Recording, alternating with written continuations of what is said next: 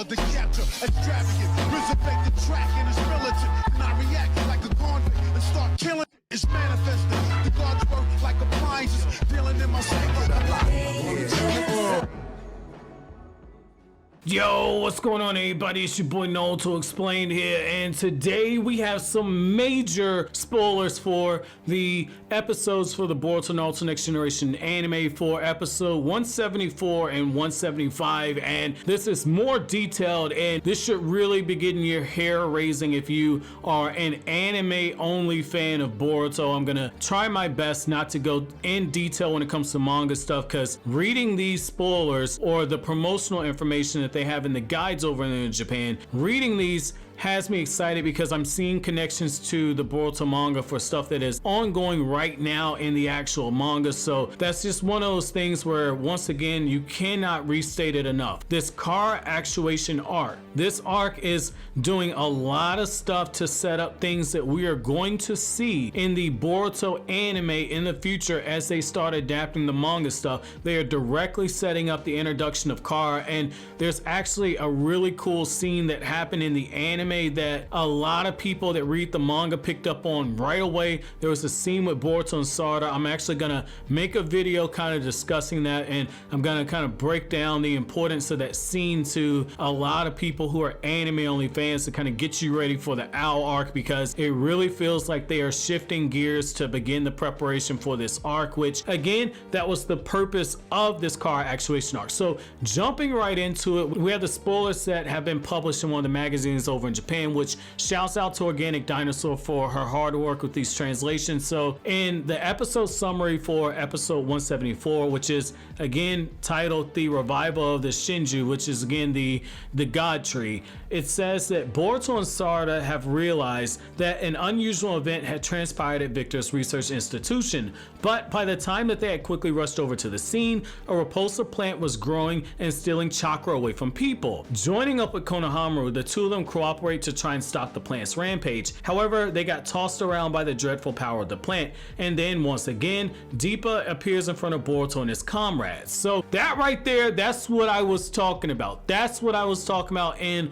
the last video that I did, where I said like, hey, they're talking about the Boruto versus Deepa rematch and how the episode's going to introduce it and start the story of Kawaki. I told you guys, pump the brakes. They're going to hold it off towards the end of the episode and basically start the process of that rematch with Boruto versus Deepa. So what we see here at the ending, and I'll get to the God Tree stuff in a second, but what we see here in the ending is they're starting the confrontation of Boruto and Deepa going up against each other, with Sarada serving to help Boruto. And so that right there, that's important for both of their character arcs because of all the training that they have done. That's very important for them because Deepa maintains a wall that they have to climb. And for those of you guys who need a bit of understanding where Deepa and Victor rank, these are the two weakest members of Kara, because with Deepa's not even around by the events of chapter 15 of the Boruto manga, and Victor, I mean, anybody that's read the manga knows that Victor has some overpowered abilities, but Victor,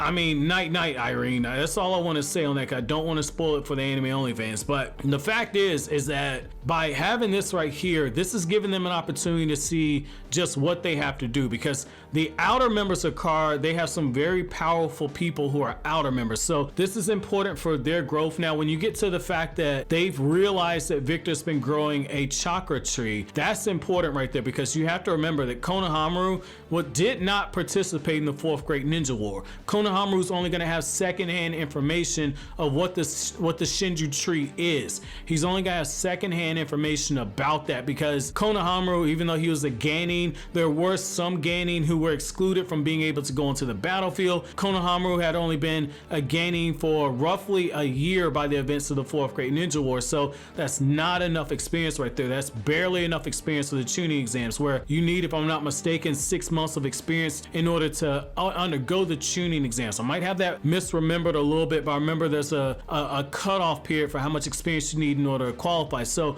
Konohamaru is still a little wet behind the ears, so that's why you didn't see him in the ninja war. But the fact is that this chakra tree is stealing chakra from people, and that's so important because the chakra tree, the god tree, is a very important aspect of the Boruto manga right now. So them doing this right here, they're definitely setting the stage for what Jigen and the members of Kara want to kind of get around to. So it's gonna be very interesting to see where that one's coming, and given the fact that this is airing on November 15th, a few days before you actually get the Boruto manga chapter, that's definitely something to keep your eye on because there might be new information there. Now, when you get to episode 175, it's titled Going Beyond the Limit, and this is going to be coming out 2 days after the Boruto manga chapter. And so for this one, it says that Boruto and Sarada have become separated from Konohamaru, who's battling against Victor. He's decided to unexpectedly join forces with someone who's appeared on the scene. So that right there, we don't know who that is. Early guess that's going to be on that more than likely I would probably say this is going to be Mujino, or this is going to be somebody from Konoha. I'm not going to say Sasuke, but I would say that it does not surprise me if potentially you have somebody like Sai, somebody who is in that area, for Naruto to send somebody to back up Konohamaru and Mujino, given how long they've been there in the Land of Valleys. So that's me interesting to see that. Now, when you look at this right here, this is very important. So since Victor is using a self-regeneration jutsu, Konohamaru struggles in being able to deal any decisive blows or damage to his enemy during their hard-fought battles. So that right there, that's important because like I've said before, Victor's abilities are high-speed regeneration. You have to be able to essentially deal out enough damage fast enough to this guy that his body's not going to be able to heal itself.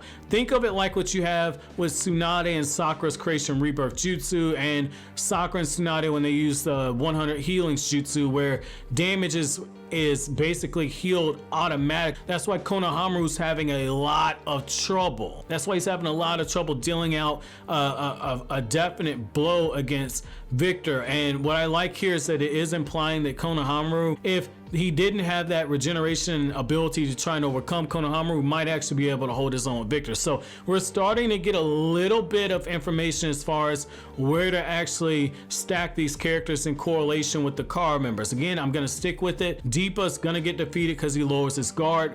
Victor's going to survive this fight, but we're going to see a lot about Konohamaru here. So moving forward deeper into the spoilers, it says, meanwhile, Boruto and Sarada challenge Deepa and attempt to definitively defeat him in battle this time around. As expected, he's quite formidable, even though they had just undergone some training. Despite having powered up and gotten stronger since back then, their attacks still proved to be completely useless. So that right there, again, they are setting the stage for it. They are setting the stage. Deepa's going to mollywop and mop the floor with these guys again. Even though they've had prep time, even though they've had an opportunity to train and get stronger, it's very similar to what we found out in the Naruto manga. No spoilers, but a certain character tells Naruto, it does not matter. It does not matter if you know how to defeat me if you don't have the power to back it up. So this right here is the same thing.